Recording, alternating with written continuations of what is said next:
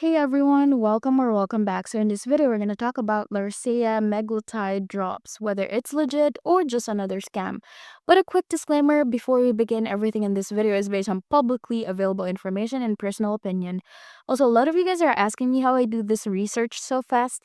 I actually put together a complete guide that shows you my exact process. Links in the description.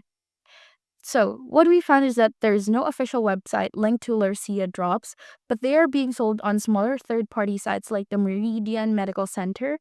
A few things raise serious red flags, such as no FDA approval, fake signs and testimonials, no real reviews, and the product is likely banking on a buzz around GLP-1 weight loss meds to sell unregulated drops with zero proven effects. So, for the final verdict, Lercea Meglutide drops are highly likely to be a scam. They offer no medical validation, no proven results, and no transparency. If a liquid drop could truly replicate semaglutide, you'd hear about it from doctors, not shady online shops.